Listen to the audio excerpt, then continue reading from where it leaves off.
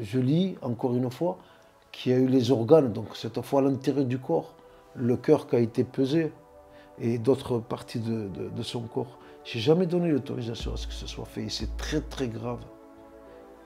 S'ils l'ont fait, sans mon autorisation. Donc voilà, il y a ça aussi, j'ai envie de savoir si ça a été prélevé. C'est normal que tu aies besoin de réponse. Donc là-dessus aussi, est-ce que c'est normal? C'est pas possible. Mon fils même mort, il a droit à un respect et il a droit à une justice. Donc si il y a des personnes qui ne l'entendent pas de cette oreille, ce que je te promets, comme j'ai promis à mon fils, c'est que j'irai jusqu'au bout. Il faut le savoir. Jusqu'à ce que justice soit faite.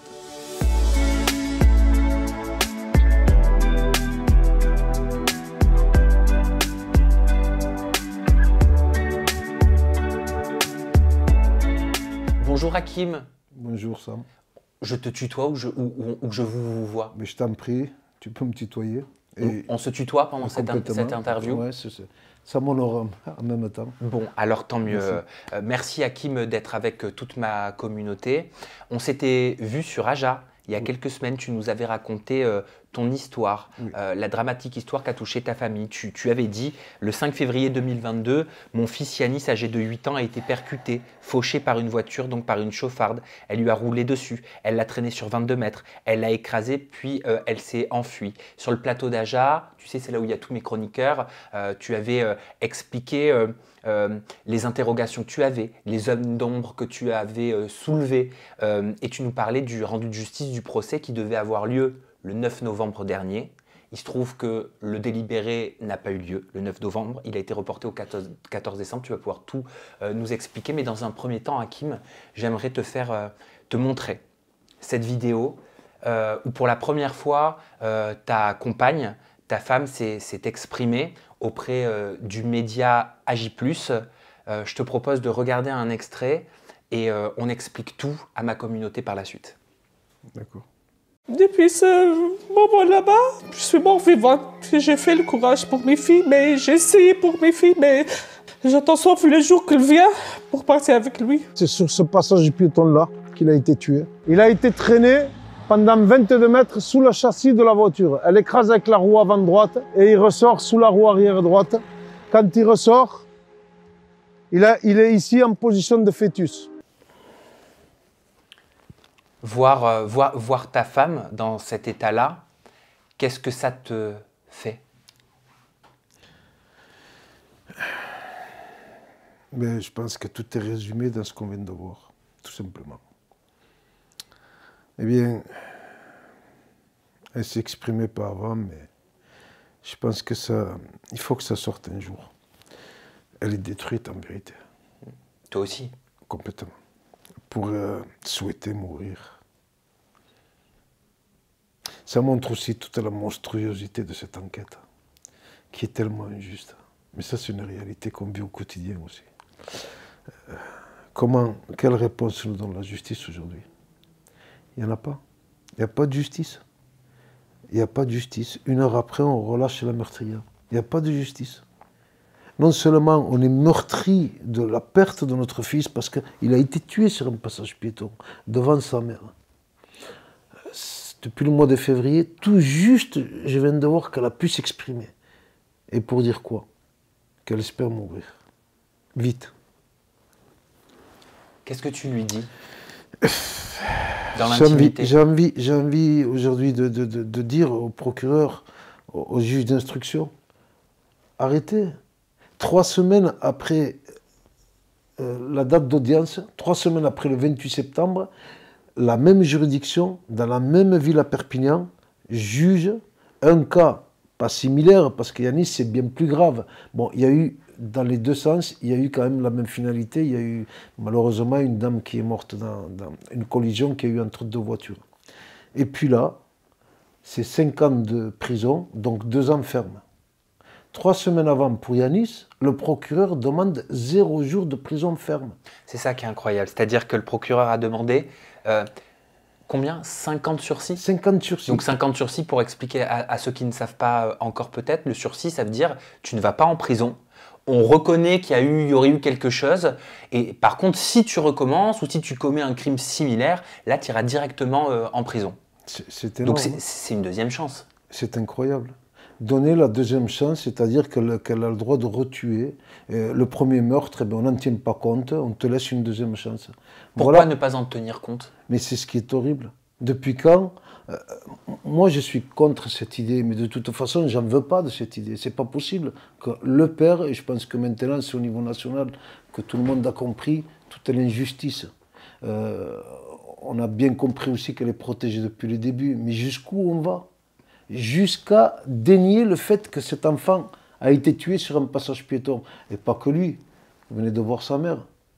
Et je ne vous parle pas de sa sœur. C'était son anniversaire le 11. Elle a quel âge, sa sœur? Elle vient de faire 8 ans. Le 11 novembre, c'était son anniversaire. Eh bien, je l'ai vu pleurer. Ta fille? Je ne sais pas pourquoi, ce jour-là, qui aurait dû être heureux, un jour d'anniversaire, eh bien, cette petite, la seule chose qu'elle s'est souvenue, c'est qu'il n'y a pas son frère. Et puis, vous avez le magistrat, donc notamment le procureur, qui lui estime qu'on peut donner une deuxième chance à celle qui a tué mon fils. Et qu'il a tué. Mais c'est horrible. Elle l'a écrasé. Il n'est pas mort tout simplement dans le premier choc. D'abord le tamponne et ensuite elle écrase.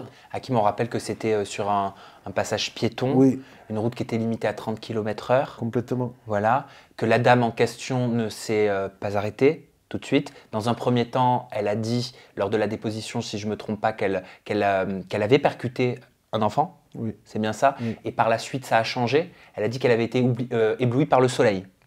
Oui. C'est ça. Oui. Donc il y avait deux circonstances aggravantes qui étaient minimisées au moment de l'enquête. C'est bien ça. Mais qui ont été reconnues lors de l'audience. Elles ont été retenues lors de l'audience, oui, complètement. En réalité, il n'y a pas que deux circonstances aggravantes. Il y en a beaucoup plus. Il y a l'excès de vitesse. Il y a le fait qu'elle n'ait pas freiné avant le passage piéton. La priorité est au piéton, donc c'est extrêmement grave.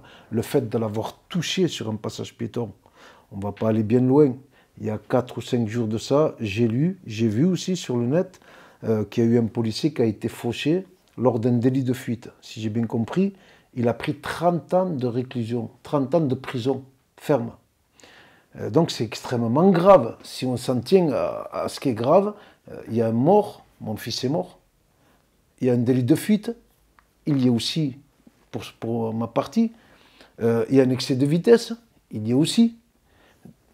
Pourquoi on demande 0 jour? La vie de mon fils, à ce point-là, ne vaut rien. Je peux te la poser la question? Oui. Pourquoi, justement, oui. Pourquoi le procureur a réclamé 0 jour de prison ferme? Eh bien, à mon sens, c'est parce qu'il estime que la meurtrière, eh bien, on peut l'excuser. On peut lui donner une deuxième chance. Et que, de l'autre côté, c'est pas nécessaire donc qu'il y ait un jugement à la hauteur du crime, puisqu'il y a quand même un mort, et qu'on voit bien que, vu la situation des morts, ça va jusqu'à 30 ans de prison. Eh bien, même si c'est exceptionnel, mais c'est au moins 10 ans pour la non-volonté de donner la mort, donc homicide involontaire. Mais là, pour le coup, ce qui est très grave, c'est qu'elle a la volonté de s'enfuir. Et pour s'enfuir, eh bien, elle écrase Yanis qui est par terre, vivant. Vivant, parce que maintenant, j'ai les preuves.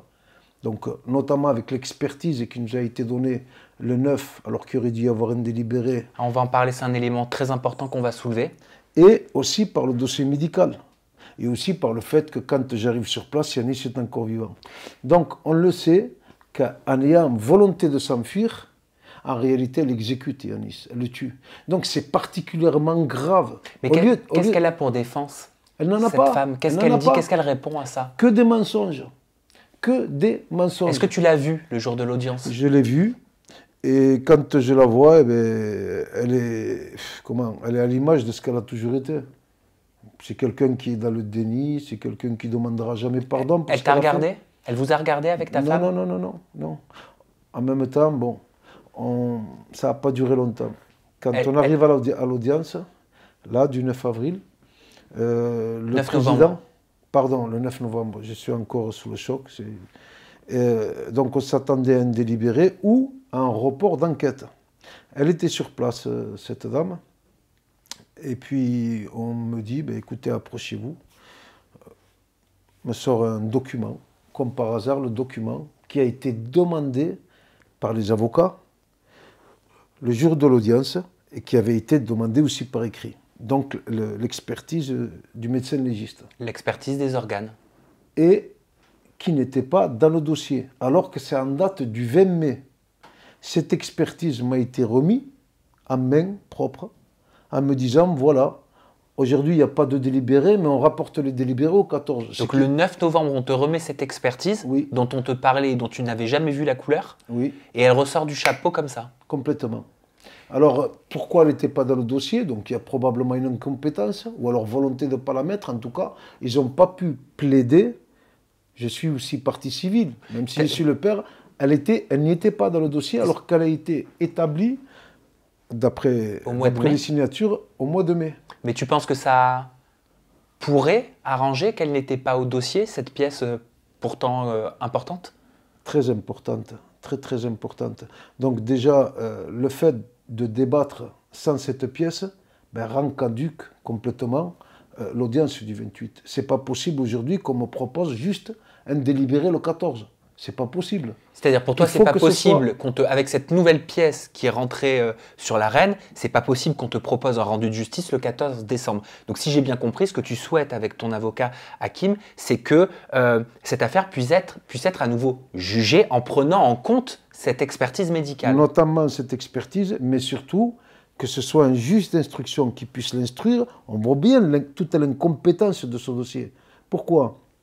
Parce que quand on demande à la barre, mes avocats, les avoués demandent à la barre, donc qu'il y ait un complément d'enquête, notamment pour aller dans la continuité de ce que demande dans un premier temps l'expert, le docteur qui est, le docteur qui fait cette expertise, mais qui en même temps, dans le dossier, c'est écrit qu'il fallait faire un complément d'expertise.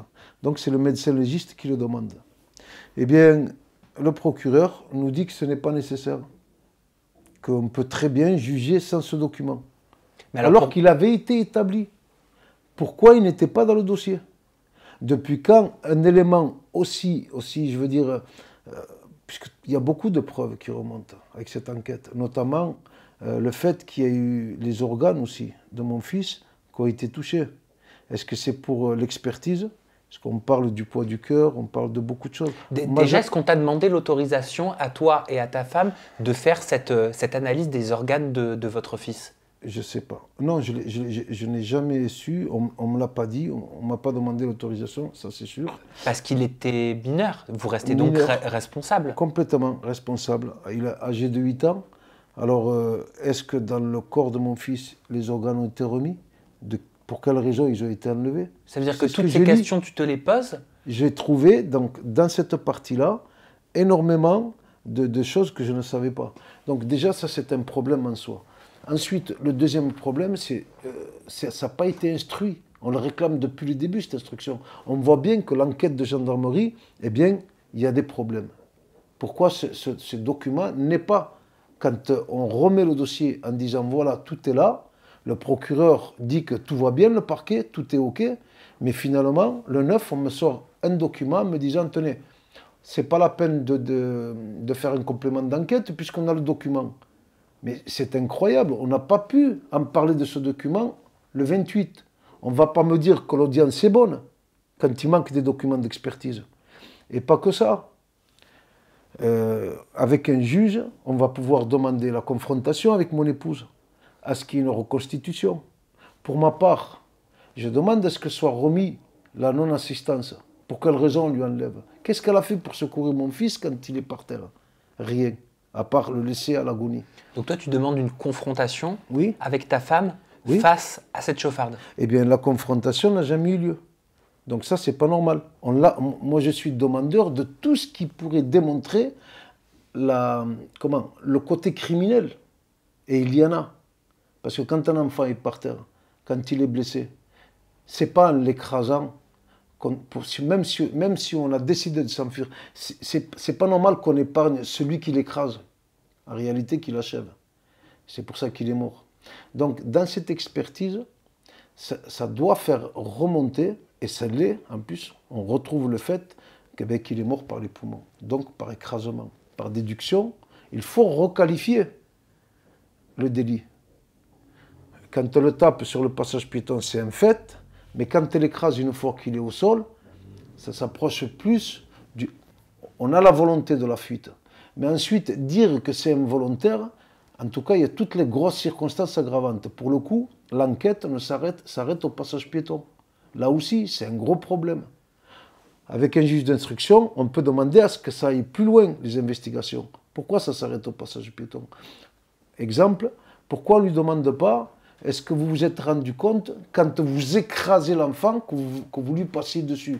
On le sait bien quand on passe sur une bouteille ou sur un bout de bois. Et elle n'a pas senti quand elle a écrasé Yanis? Elle n'a pas entendu quand il criait, quand il était sous le châssis? Elle a traîné pendant 22 mètres. Elle a réécrasé ensuite avec la roue arrière. Là aussi, elle n'a pas entendu. Donc l'enquête s'arrête, pourquoi? Ben pour l'épargner, tout simplement. Parce que depuis le début, je crie à l'injustice. Mais de plus en plus, c'est flagrant. Un document d'expertise qui n'était pas dans le dossier. Une enquête, quand je dis qu'elle est bâclée, qu'on me prouve le contraire maintenant. 1 mois et demi, c'est ça l'enquête. Hein, en 1 mois et demi, elle a été bouclée, mais complètement bâclée, vidée de sa substance. Donc tout ce qui est expertise, eh ben, c'est à l'emporte-pièce. C'est à l'à peu près. C'est oui, mais quand les témoins sont entendus, eh bien, on leur suggère le soleil. L'enquêteur leur parle du soleil. Eux parlent des faits, et puis l'enquêteur leur met le soleil. Et bizarrement, ce soleil, ensuite, ça devient le coupable. Vous voyez? Donc, c'est facile de fabriquer un coupable, mais ce n'est pas lui qui conduisait la voiture, le soleil. Donc, c'est quand même elle qui s'enfuit. Et quand elle s'enfuit, elle écrase Yanis. Ce n'est pas le soleil, ça non plus, puisque dans son premier rappel, quand elle appelle le gendarme, elle dit bien qu'elle vient de tamponner un petit. Donc, un petit garçon. Ensuite, aussi, ce qui est terrible, c'est que je crois que c'est la 3e déclaration. Oui. C'est quand donc elle revient, quelques mois après, au mois d'avril. Et puis là, elle dit que c'est un oiseau, c'est un volatile. Donc tu vois jusqu'où on peut aller quand on décide de mentir. Est-ce que tu as eu des... Ça n'annulera jamais rien, mais est-ce que tu as eu des excuses avec ta femme? Est-ce que tu as eu un regard? Est-ce que tu as eu une lettre? Est-ce que tu as eu un mot? Est-ce que tu as eu des fleurs sur la tombe? Est-ce que tu as eu des manifestations humaines? Non. Non, en réalité, il y a un total mépris. Au contraire, elle est dans le déni. En fait, je crois que sa ligne de défense, puisqu'elle n'a aucune circonstance atténuante, il faut bien voir, ni elle, ni son avocat. On voit bien qu'ils ont été puisés, mais dans des choses qui sont ignobles. Elles ont sali la mémoire de mon fils. Au lieu de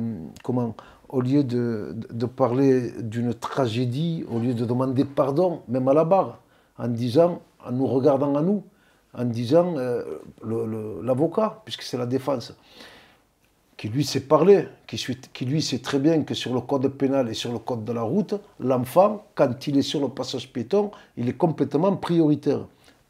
Même s'il n'est pas sur le passage piéton. Mais il le sait, il a quand même fait des études. Et puis là, bizarrement, il dit qu'il a fui la vigilance de sa mère. Alors qu'on sait qu'il y avait tout le groupe sur le passage piéton. Ça doit être... Pardonne-moi, mais ça doit être terrible pour ta femme, ça, d'entendre ça. Eh bien, c'est ce que j'ai vécu. Donc, le 28, je m'attendais à ce qu'il soit un peu humain, cet avocat. Mais il est ignoble. Et donc, j'ai retrouvé le même comportement. Il est à l'image de sa cliente. En réalité, c'est elle qui tue Yanis. Il aurait pu quand même montrer un peu d'empathie, dire que c'est une tragédie, un drame, que c'est normal qu'on soit, nous, dans la situation de douleur. Mais aller jusqu'à dire que c'est lui qui a fui la vigilance de sa mère, ou alors de dire que sa mère n'était pas là pour le tenir ou pour le maintenir, alors qu'il a 8 ans, il savait très bien traverser la route, il lui manquait de 2 pas. Pour le coup, c'est sa cliente qui est venue à toute vitesse qui le tape, qui ensuite l'écrase pour s'enfuir, qui le tue. Donc il sait très bien qui c'est le coupable. Eh bien lui, sa version, sa ligne de défense, puisque je te dis, il n'y a aucune circonstance atténuante. Sa ligne de défense à lui, c'est de dire, ben finalement, c'est lui qui a coupé la priorité. Donc c'est lui qui s'est mis devant la voiture. C'est lui qui a fui la mer. C'est ce que je crois comprendre dans tous ses propos. Et puis elle, sûrement, qui doit se convaincre que c'est ça, finalement. Je pense que c'est ce qui doit passer dans sa tête. Ça doit les rassurer. Complètement. Quand il parle d'un oiseau, c'est mieux que de parler d'un petit garçon qui était en pleine santé, qui avait le droit de vivre. Oui, mais si tu me le permets, j'ai envie de savoir comment ta femme, comment la mère de Yanis, elle a reçu ces propos que tu viens de nous relater. Eh bien, je pense qu'en regardant ce qu'on a vu, elle ne pourra jamais s'en remettre. Donc, essayer de mettre des mots sur ce qu'elle ressent, c'est compliqué. Mais par rapport à ça, c'est atroce. C'est la double. Moi, je le vois comme double, triple, quadruple peine. C'est-à-dire, ça lui remettrait quelque part, avec cette volonté de lui remettre la faute sur elle, sur sa vigilance. Mais ça te décrit le personnage que c'est. Ça te décrit à qui on a affaire. Mais ce qui est terrible, c'est que derrière, ce qui est en toute neutralité, je veux dire, c'est quand même eux qui ont à charge un peu de réguler la douleur. C'est pas en donnant comme réponse la non-justice. Qu'est-ce que c'est 5 ans de sursis? Ça veut rien dire du tout.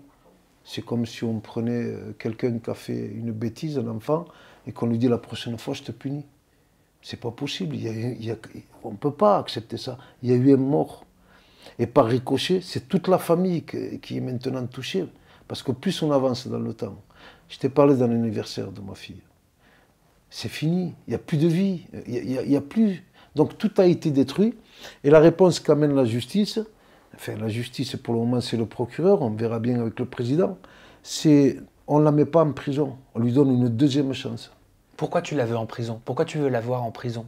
C'est-à-dire que, je ne sais pas si tu arrives à comprendre, mais ce que je ressens. Mon fils est enterré 3 mètres sous terre. Et depuis le début, on attendait une réponse le 28. Donc, le comportement qu'elle a, elle, d'après le code pénal, c'est de la prison. C'est 10 ans de prison quand c'est involontaire. Mais là, on a volonté de masquer la réalité. On va même jusqu'à ne pas mettre des documents qui ont leur importance dans le dossier. Et nous dire, bon, le dossier est complet, elle risque de toute façon, même si je ne mets pas toutes les circonstances aggravantes, 10 ans de prison ferme. Et que pour réponse, on vous dise, par contre, moi, je veux 0 jour de prison ferme, je veux que du sursis et pas d'amende. Et 18 mois de retrait de permis. Eh bien, la question que je me pose, c'est, est-ce que lui, qui nous représente, défend la mort de mon fils? Du coup, il s'adresse, avec le code pénal, à la responsable en disant, il y a de la prison à faire, mais pas pour toi. Je te fais cadeau à toi. De la vie donc c'est ce que vaut la vie de mon fils. Et quelque part, j'ai envie de savoir, j'ai envie de comprendre pourquoi on a droit à ce traitement. Qu'est-ce qui se passe? Qu'est-ce qui se passe? Lui, quelque temps plus tard, demande 5 ans de prison, dont 2 ans ferme. Qu'est-ce qui se passe quand je vois qu'il y a 30 ans de prison ferme? Elle est où la justice pour Yanis? Alors, c'est ça la vraie question. C'est parce qu'il s'appelle Yanis? C'est parce qu'on n'a pas le bon profil? C'est parce que c'est un bon ami à elle? Je peux me poser 10 000 questions. La prison en elle-même, oui, je suis demandeur de prison. C'est une réponse que la justice doit amener. Il faut qu'elle paye. Elle aurait juste tapé, elle aurait freiné. Ok, c'est la faute à pas de chance.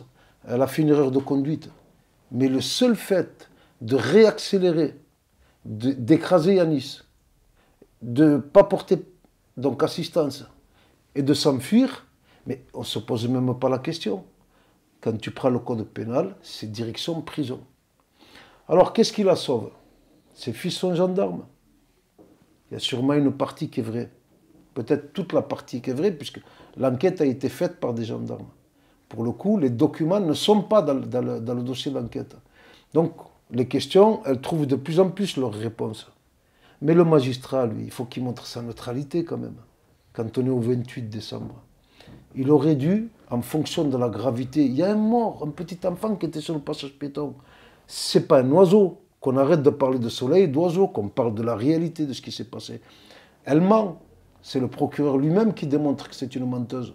Quand il dit qu'il n'y avait aucune voiture, on a les vidéos. Donc, il a tous les moyens pour la mettre en prison, et lui dit non, on te donne une autre chance. Alors pourquoi il ne le fait pas? Eh bien, surtout s'il démontre le mensonge. complètement. Ou la mauvaise foi, je ne sais pas. Tout est visible. Alors, c'est parce que nous, on serait peut-être les personnes qui pourraient encaisser la perte de leur enfant sans parler, sans bouger, en acceptant la fatalité.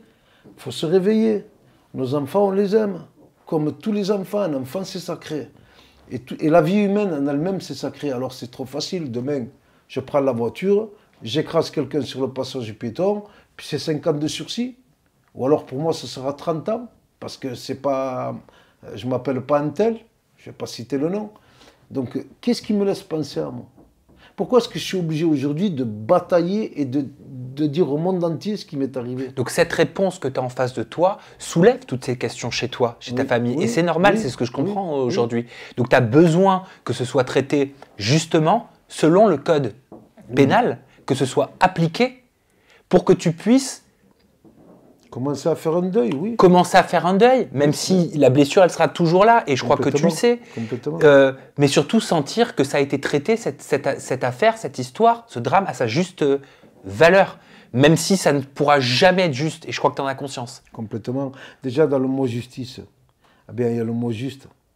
Pour le coup, c'est injuste ce qui arrive. Bien sûr. Donc, je dois faire en même temps, je ne sais pas, essayer, en même temps, quand je rentre à la maison, d'amener une réponse à mon épouse, en lui disant, t'inquiète pas, il y a la justice pour nous. Nous sommes les victimes. Mais jusqu'où on est les victimes? Jusqu'au jour du tribunal? Et quand on ressort du tribunal, qu'est-ce qu'on est? Eh ben, on est ceux qui méritons d'avoir notre enfant mort, et puis la meurtrière, pas de prison pour elle. Voilà ce que je dois ensuite dire à la maison, essayer de calmer la douleur de ma femme avec ça. La mienne de douleur, celle de sa petite sœur. Vous êtes ceux qui méritez de poursuivre votre vie, pour vous, pour vos enfants, et parce que la loi, elle a été appliquée. Mais voilà, on est en mesure d'attendre ça. Après, il y a des questions qui se posent. Si c'était le fils du procureur, est-ce qu'il y aurait eu 50 sursis demandés? Si c'était un fils de gendarme, est-ce qu'il y aurait eu 5 ans de sursis demandés? Si c'était même son petit-fils ou sa petite-fille à cette dame, et j'aurais été l'auteur du crime, j'aurais pris sur moi de l'écraser pour m'enfuir. Tu crois qu'il m'aurait laissé repartir de la gendarmerie et qu'il ne m'aurait pas condamné ensuite? Pourquoi le 2 poids 2 mesures? Il y est là, il est flagrant.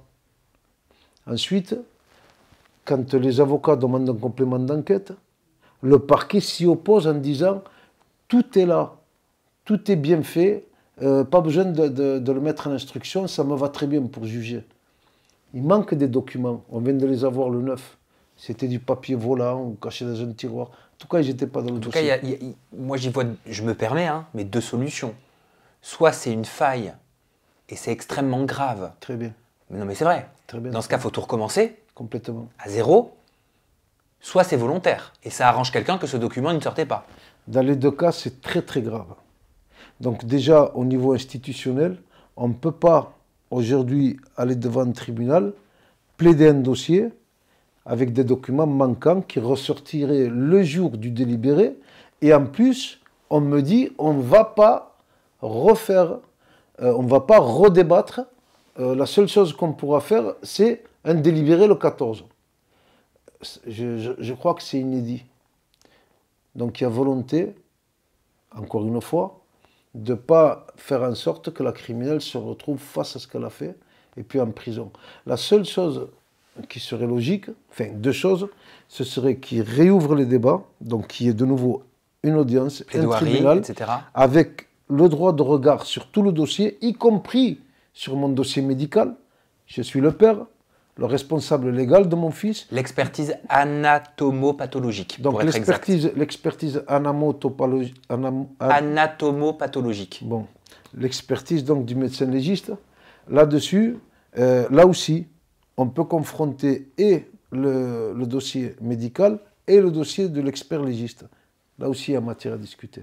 Je te promets que quand tu sais ce qu'il y a dans le dossier et quand tu lis ce qu'il y a dans le dossier d'expertise, donc il y a un débat qui doit être réouvert.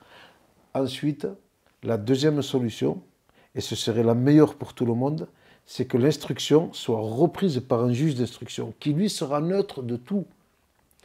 Et enfin, ou alors un dépaysement. Parce que le dépaysement, c'est changer de tribunal.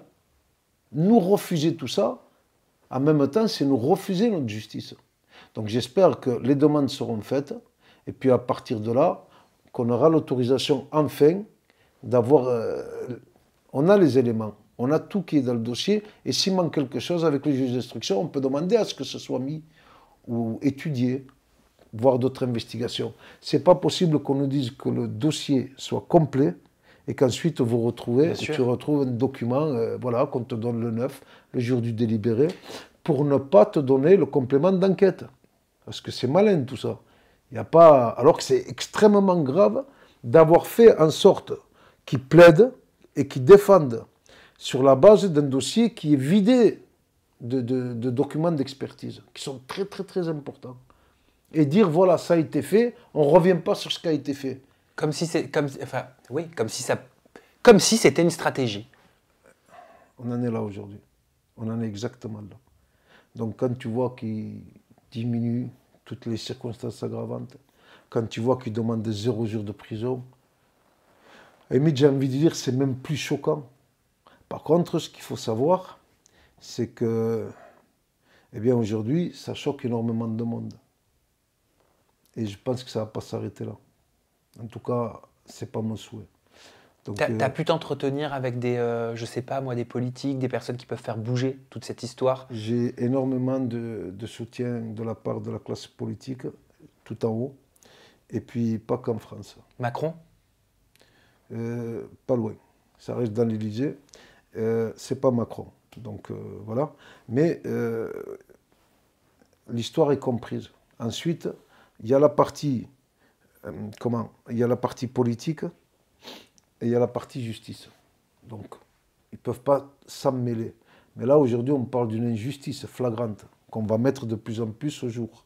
Si on n'a pas justement l'instruction, si on n'a pas ce qu'il faut, parce qu'ils sont encore à temps jusqu'au 14, de nous donner ce qu'on a le droit d'attendre.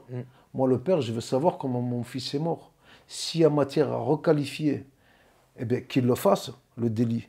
Il n'y a pas de raison aujourd'hui que, voilà, on épargne telle personne au détriment de telle autre. Moi, j'ai mon fils qui est mort et ça, c'est une vérité jusqu'à la fin de mes jours. C'est à perpétuité. On ne peut pas accepter une telle indulgence. C'est pas possible. C'est pas possible. Dans d'autres cas, on a bien la preuve qu'il y a des condamnations. Donc, c'est tout. Je ne demande pas à ce qu'il lui coupe la tête. Mais ça va un peu trop loin. 0 jours de prison. Bien sûr. Même pas d'amende. Des documents qui disparaissent. Le refus d'un complément d'enquête. Le refus d'une mise en instruction. Tout nous est refusé. Pourquoi ? En plus, je vais être vigilant quant aux organes qui ont disparu, si c'est vrai ou pas. Pour le moment, je ne peux pas trop m'avancer. Mais vigilant dans quel sens, Hakim ? Eh bien, je vois dans... mais je ne peux pas trop développer, mais j'ai vu que dans le corps de mon fils, il y a des organes qui ont été pesés, transportés dans un sachet, j'ai cru lire. Et je ne suis pas au courant. On ne m'a pas demandé ni la permission, ni l'autorisation, et on ne me donne surtout pas de retour. Donc, je n'ai jamais donné l'autorisation à ce qu'il prélève quoi que ce soit sur le corps de mon fils. Comment tu réagis, Hakim, quand tu lis ça, ce que tu es en train de nous expliquer en tant que papa? C'est tout juste horrible. Et quand je demande aussi le dossier médical, je suis obligé, parce qu'on me le donne le 21, 4 jours avant la date d'audience, je suis obligé moi-même d'aller sur place et de prendre les notes quant au scanner, au body scanner du crâne. Et donc, je suis obligé de revoir toutes les radios de mon fils. Et quand tu vois qu'il y a les 2 cols de fémur découpés, complètement enlevés au niveau de la cuisse, ben, l'os part de la hanche en descendant jusqu'au genou. Et là, c'est complètement sur les côtés. Quand tu vois toutes les côtes cassées, les clavicules, et quand tu lis que les poumons sont explosés, quand tu vois qu'il a été scalpé, revoir ça au mois de septembre, et être obligé de prendre des notes. Ensuite, je lis, encore une fois, qu'il y a eu les organes, donc cette fois à l'intérieur du corps, le cœur qui a été pesé, et d'autres parties de son corps. Je n'ai jamais donné l'autorisation à ce que ce soit fait, et c'est très très grave. S'ils l'ont fait, sans mon autorisation. Donc voilà, il y a ça aussi, j'ai envie de savoir si ça a été prélevé. C'est normal que tu aies besoin de réponse. Donc là-dessus aussi, est-ce que c'est normal ? C'est pas possible. Mon fils, même mort, il a droit à un respect et il a droit à une justice. Donc si il y a des personnes qui ne l'entendent pas de cette oreille, ce que je te promets, comme j'ai promis à mon fils, c'est que j'irai jusqu'au bout. Il faut le savoir. Jusqu'à ce que justice soit faite. Et donc, aujourd'hui, je pense qu'il y a de plus en plus de personnes qui adhèrent. Parce que Yanis, c'est tout juste pas possible ce qui lui arrive. Il était sur un passage piéton avec sa mère. Ça lui a coûté la vie parce qu'il y a eu une criminelle qui a décidé que freiner, ça valait pas le coup. Et puis ensuite, cette histoire d'oiseaux, de soleil, de documents qui disparaissent, peut-être même des organes dans le corps de mon fils, tous ces refus, toute l'institution qui nous bloque. On est victime de quoi, nous? Ça ne suffit pas d'avoir de perdre son fils. Il faut aussi qu'on n'ait même plus la justice. Et même quand le petit est mort, on va prélever dans son corps des organes. J'espère que je me trompe. C'est mon souhait. Mais en tout cas, ce que j'ai lu, ça ne me plaît pas du tout. Donc on verra. Je peux te dire ce que je ressens, Hakim, de ton histoire depuis maintenant quelques semaines que je te connais. Oui. Enfin, au travers des réseaux sociaux et malheureusement de ce drame que vous traversez avec ta famille.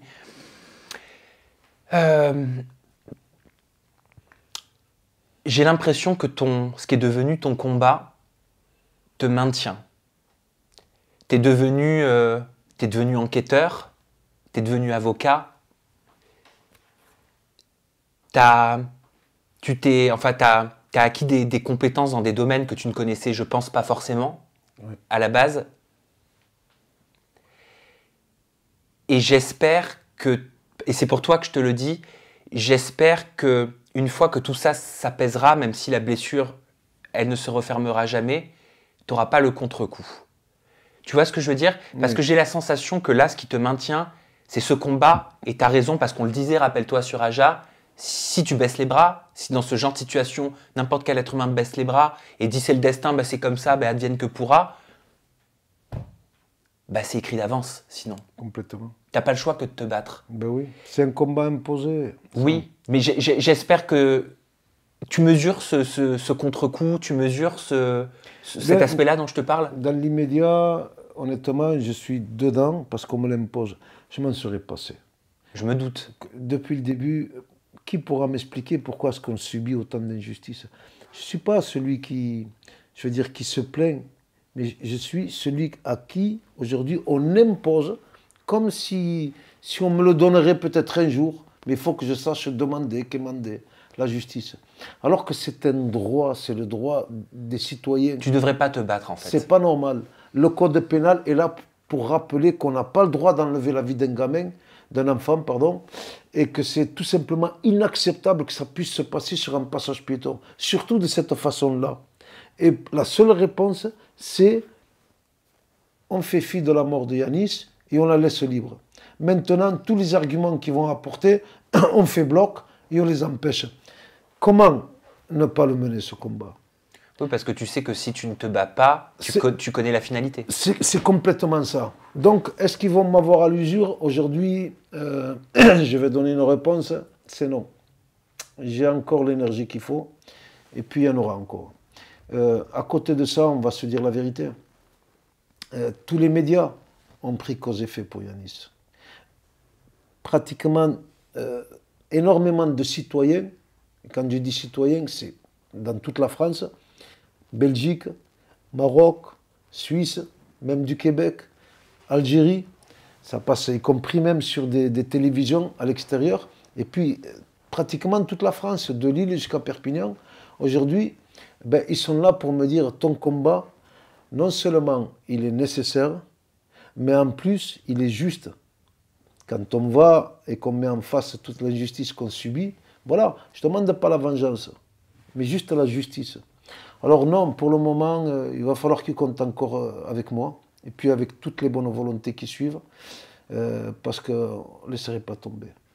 Mon fils, je m'excuse Sam, mon fils avant de mourir, Yanis, eh bien, il a montré qu'il était vraiment, vraiment courageux. Comment on peut s'imaginer qu'un petit bout d'1,30 m, avec toutes les côtes cassées, les clavicules, les poumons explosés, scalpés, les 2 os du fémur cassés, et puis une ouverture qui part de la cuisse jusqu'au tibia, complètement détruit, avec l'horreur qu'il a subie, eh bien, rassure sa mère en lui tapotant la nuque, parce qu'elle était en pleine crise sur son fils. Et arrive à me dire à moi, ça va. Alors qu'il sentait qu'il allait mourir. Il le sentait bien. C'est un lion, ce petit. Quel courage. C'est un dinosaure. Je ne sais pas, je ne trouve pas le mot. C'est grâce à lui, aujourd'hui. Il m'a montré qu'il était courageux face à la mort. Est-ce que je vais reculer? Est-ce que je vais abandonner ce combat? Et même après ce combat, il y aura une association, l'association Yanis, pour aider ces personnes-là aussi, peut-être, avec ce qu'on a pu nous acquérir comme savoir, peut-être même comme relation, et peut-être que ça va faire jurisprudence, parce que la voiture, c'est une arme. Oh oui. On le voit bien aujourd'hui. Quand ça tue des policiers, ils ont bien raison de condamner fermement.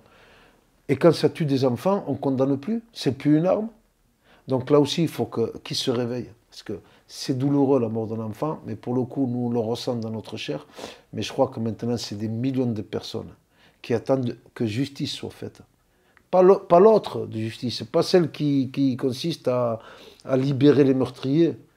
Parce que les chauffards qui tuent, malheureusement, il y en aura d'autres. Mais si les réponses, c'est que du sursis, non. Bon, voilà. On relayait, on parlait, tu te souviens, sur Aja, de la cagnotte Litchi que tu avais mis en place pour t'aider par rapport aux frais d'avocat, etc., entre autres. Elle a disparu, cette cagnotte Litchi. Elle a été bloquée. Alors bon, on a pu rentrer en relation avec le service client, mais ils sont horribles eux aussi. Ils n'ont pas compris que les gens, c'est pour nous aider. Il y a pour les frais d'avocat, donc c'est écrit. Aussi pour continuer le combat. Et puis, ils nous ont sorti un je ne sais pas quoi. Bon, Litchi, en tout cas, je déconseille. Non mais attends, il y a juste, permets-moi quelque chose que je ne comprends pas, mais le but de ces cagnottes, généralement, elles sont là pour, malheureusement, ce type d'événement. Bien, ce qui se passe, c'est que Litchi prend un pourcentage. On est d'accord. Donc, ils encaissent parce qu'ils permettent justement qu'il y ait une cagnotte sécurisée. Ensuite, quand je les appelle, je leur demande sur la base de quoi vous bloquez ma cagnotte. Ils disent oui, mais c'est pour des vérifications et puis on veut savoir si on veut. Alors, ils te demandent des documents qui n'ont plus rien à voir. Les gens qui participent à nous aider savent très bien que le besoin qu'il y a. Je suis à Paris, je viens de Perpignan. Ben, je te fais le calcul de Perpignan à Paris. En voiture, si tu loues la voiture, il faut l'hôtel, il faut se nourrir, ben, le trajet, le frais d'autoroute. Tout ça, c'est des frais. Mais je ne peux pas tout détailler à Litchi, c'est pas possible. Mais qu'est-ce qu'ils adviennent toutes ces contributions financières qui ont été faites par des gens qui sont touchés par cette histoire-là, si la cagnotte elle est bloquée? Eh bien, j'espère qu'elle va se débloquer, puisqu'il y a eu quand même des personnes qui ont pesé dans cette histoire et qui sont particulièrement vigilants. Au début, j'ai cru que c'était une mascarade. J'envoie mon RIB, je demande à ce que ce soit viré. C'était, je crois, au mois d'août. Août, oui. J'avais déjà demandé à ce que ce soit viré. On me répond, on me dit non, on ne peut pas vous virer parce qu'il faut que vous nous envoyiez le RIB de tel avocat, tel avocat, tel avocat. Mais attendez, je sais ce que je dois aux avocats, mais je veux pouvoir disposer de l'argent aussi. C'est marqué en 2 fois. Pour les frais d'avocat et pour nous aider dans le combat. Donc, la participation, les dons que les gens ont voulu apporter pour nous aider, ben, je ne peux pas m'en servir. Parce okay, c'est bloqué avec la cagnotte. Et jusqu'à quand, je ne sais pas. Alors, on a eu un retour du service client qui dit oui, en effet, nous n'avions pas le droit de vous demander telle et telle pièce. Mais ils me redemandent d'autres documents. Alors, je pense qu'ils ont volonté délibérément de ne pas faire le virement de la cagnotte pour de nouveau prélever ce qu'ils ont fait à beaucoup d'autres. Je l'ai su qu'après. Donc, on a mis une autre cagnotte PayPal en attendant que celle-ci se débloque. Ok, je le mets dans la description de la vidéo, tu m'enverras. Et puis, il y a bien sûr la pétition qui a été beaucoup signée, qu'il faut continuer de signer parce que ce n'est pas fini. On t'accompagnera jusqu'au bout, d'accord? Même si l'issue, ce n'est pas forcément tout de suite qu'elle arrivera, il faut quand même continuer de se manifester, de te soutenir au travers de la pétition, au travers des dons. Je le mets dans la description, la pétition. Tu veux nous dire à nouveau pourquoi elle est importante, cette pétition? Eh bien, là, en plus, avec le rebond qui vient d'y avoir, inespéré, puisqu'il faut quand même dire que ça nous laisse souffler au moins jusqu'au 14 décembre, eh bien, de reprendre, faire en sorte que tout soit repris à zéro et mettre les moyens qu'il faut pour avoir vraiment un bon soutien au niveau des avocats, avoir des avocats percutants. Voilà, il y aura aussi des marches. Il y aura aussi plusieurs manifestations qui sont amenées à être faites. Et voilà, la démarche, ce sera donc à nouveau pour les frais d'avocat et pour aussi tout ce qui peut faire pression aujourd'hui. Donc je suis venu parce que j'étais invité sur ce plateau. Si on m'invite à nouveau ailleurs, j'irai parce que le message est important, il faut qu'il passe. Il faut que les gens sachent aussi où va leur argent. Ceux qui mettent à ma disposition, ceux qui m'aident, ben, ils sauront très bien où l'argent est mis.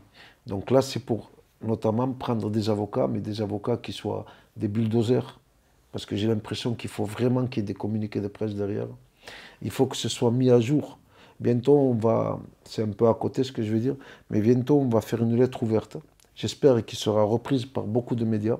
Et dans la lettre ouverte, on parlera de tout ce que l'on vit depuis le début. Est-ce qu'après nous avoir tué notre fils, on était obligé de subir tout ça? Donc, ça reste un problème aussi, cette cagnotte qui est bloquée. Au moment où on en a le plus besoin, on nous dit, eh ben non, faut qu'on ait tel et tel. Mais ce n'est pas une banque. Je ne fais pas un prêt pour acheter un appartement.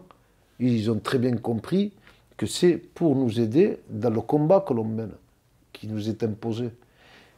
Eh bien, on se retrouve de nouveau à essayer de se débrouiller autrement, une autre cagnotte, pour essayer justement, en attendant qu'elle se débloque celle-ci. Donc tout est là. Tu as compris depuis le début qu'on fait bloc. Voilà, on ne veut pas. Il n'y a pas de porte ouverte où nous, les parties civiles, on puisse... Non. Tant qu'on n'aura pas amené ce dossier chez un juge d'instruction, on sera obligé de combattre pour pouvoir y arriver. Toutes les incohérences, de plus en plus, on les voit. Donc, ce fameux document qui apparaît et qui en même temps démontre qu'il y a eu volonté de le cacher, ou alors d'une incompétence. Mais pour le coup, il n'y est pas. Et s'il n'y est pas, il faut qu'il nous donne la possibilité de réouvrir de nouveau une instruction pour pouvoir justement voir ce qui manque et ce qu'on demande, nous, à ce que soit fait comme investigation. Ça ne veut plus rien dire sinon la justice. Donc voilà. Eh bien, tout est dans la description de cette vidéo. Hakim, je rappelle l'Instagram pour te suivre, pour voir les updates de toute cette histoire. C'est Yanis-du-bas, petit piéton écrasé. Le lien de la pétition, donc la pétition, c'est toujours la même. Il faut continuer de la faire grossir, de la faire grimper oui. À mesure qu'on veut continuer de te soutenir. Donc, elle est dans la description de cette vidéo et je la mets aussi en commentaire épinglé. Voilà, comme ça, tout le monde la voit sur la vidéo. Et je fais pareil pour la nouvelle cagnotte. PayPal, c'est ça? Oui, PayPal. OK. Elle y est aussi sur TikTok. Donc, c'est Hakim MMTS. AKIMMMTS. OK. Et là aussi, donc, il y a pas mal de vidéos. Et en même temps, il y a donc, et la cagnotte et la pétition. Hakim, tout notre courage, tout mon courage à ta femme, tes enfants, toi, ta famille, parce que ça vous impacte tous. Je serai là après le 14 décembre, avant le 14 décembre aussi, si tu as besoin. Mais ça, je crois que maintenant, tu le sais. Hein. Petit coup de fil. Hein. Voilà. Okay. Et puis, juste beaucoup de courage. Et je te réitère ce que je t'avais dit la dernière fois. Je suis dans tout ce drame, je suis époustouflé, moi, à titre personnel, par ton courage et ta dignité, sincèrement. On se retrouve très bientôt, je vous donnerai des nouvelles, je vais suivre de très près l'histoire de Hakim et de sa famille. Et d'ici là, vous savez comment faire pour soutenir la famille d'Hakim. À très bientôt, prenez soin de vous.